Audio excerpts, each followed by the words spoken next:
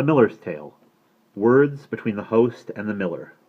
When we had heard the tale the knight had told, not one among the pilgrims, young or old, but said it was indeed a noble story, worthy to be remembered for its glory, and it especially pleased the gentlefolk.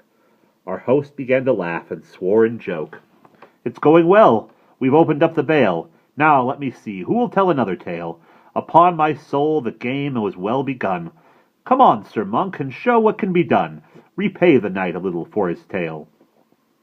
The miller, very drunk and rather pale, was straddled on his horse, half on, half off, and in no mood for manners, or to doff his hood or hat or wait on any man, but in a voice like Pilate's he began to huff and swear.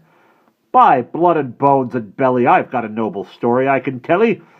I'll pay the knight his wages, not the monk." Our host perceived at once that he was drunk, and said, "Now hold on, Robin, dear old brother. We'll get some better man to tell another. You wait a bit.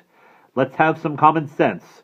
"God's soul, I won't," said he. "At all events, I mean to talk, or else I'll go my way," our host replied. "Well, blast you then, you may. You're just a fool, your wits are overcome." "Now listen," said the miller, "all in some, to what I have to say. But first, I'm bound to say I'm drunk. I know it by my sound, and if the words get muddled in my tale, just put it down to too much Southwark ale. I mean to tell a legend and a life of an old carpenter and of his wife, and how a student came and set his cap." The reeve looked up and shouted, "Shut your trap! Give over with your drunken harlotry. It is a sin and foolishness," said he, "to slander any man or bring a scandal on wives in general. Why can't you handle some other tale? There's other things besides." To this the drunken miller then replied, "My dear old brother Oswald, such is life. A man's no cuckold if he has no wife. For all that, I'm not saying you are one. There's many virtuous wives, all said and done. Ever 1,000 good for one that's bad. As well you know yourself, unless you're mad. What's biting you? Can't I tell stories too?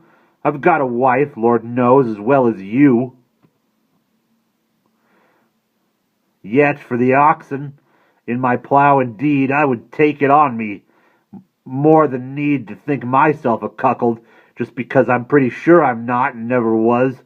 One shouldn't be too inquisitive in life, either about God's secrets or one's wife.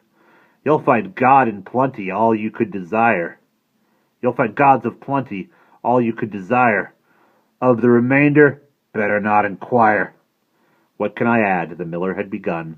He would not hold his peace for anyone, but told his churl's tale his own way, I fear, and I regret I must repeat it here, and so I beg of all who are refined, for God's love, not to think me ill-inclined, or evil in my purpose. I rehearse their tales as told, for better or for worse, for else I should be false to what occurred. So if this tale had better not be heard, just turn the page and choose another sort. You'll find them here in plenty, long and short. Many historical that will profess morality, good breeding, saintliness. Do not blame me if you should choose amiss. The miller was a churl, I've told you this. So was the reeve, and other some as well, and harlotry was all they had to tell. Consider then, and hold me free of blame. And why be serious about a game?